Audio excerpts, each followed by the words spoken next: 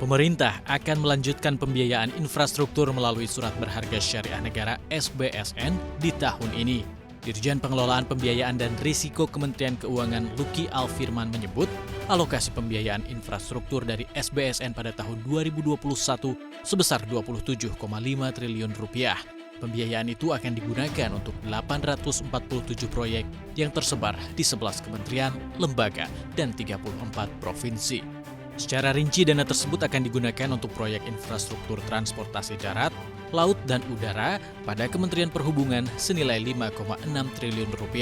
Kemudian, Rp10,5 triliun akan dikucurkan untuk proyek infrastruktur jalan dan jembatan pada Ditjen Bina Marga Kementerian PUPR.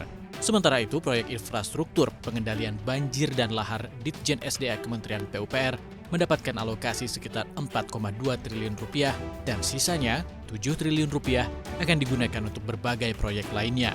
Luki menyatakan alokasi terbesar pada sektor transportasi, terutama karena adanya penugasan kepada Kementerian PUPR dan Kementerian Perhubungan untuk penguatan konektivitas dan dukungan logistik di 2021.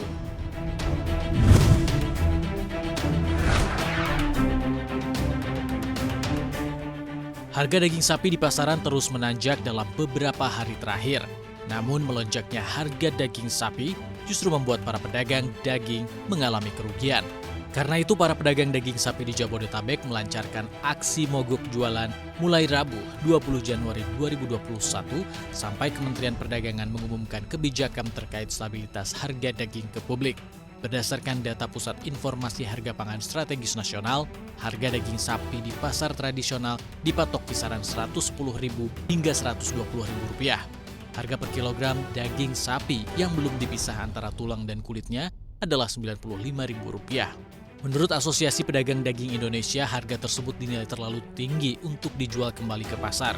Jika ditambahkan biaya produksi dan pengiriman, harga daging sapi bisa menyentuh Rp120.000. Sayangnya harga eceran tertinggi yang diterapkan juga Rp120.000. Alhasil, pedagang daging sapi tak bisa mendapat untung.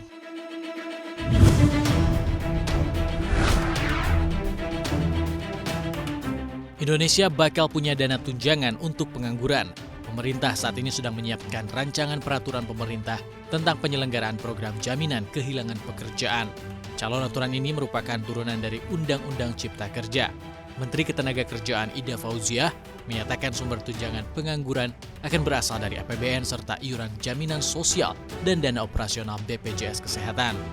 Menurut pemerintah, dengan adanya payung hukum jaminan kehilangan pekerjaan akan memberikan kepastian untuk tunjangan pengangguran, employment services, dan pelatihan vokasi bagi para korban PHK.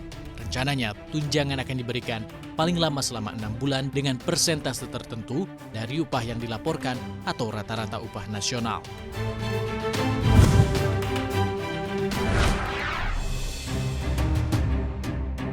Salah satu bank investasi terbesar dunia, JP Morgan Chase, menyebut paket stimulus ekonomi yang direncanakan oleh Presiden terpilih Amerika Serikat, Joe Biden, berpotensi menarik kembali dana asing di pasar keuangan Asia. Stimulus senilai $1,9 triliun AS yang akan diguyurkan Biden dinilai akan mendorong kembali pertumbuhan ekonomi negeri Paman Sam. Kepala Riset Ekuitas Asia ex Jepang, JP Morgan, James Sullivan menyatakan pasar yang paling terkena dampaknya adalah negara berkembang.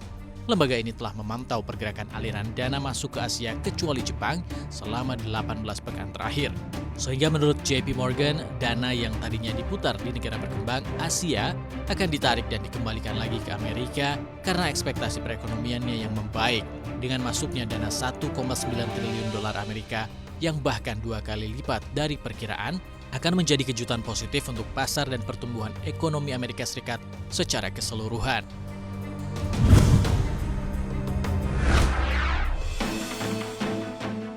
Pendiri Alibaba Group yang sempat menghilang dari pandangan publik, Jack Ma, akhirnya muncul dalam meeting virtual dengan 100 guru pedesaan di China.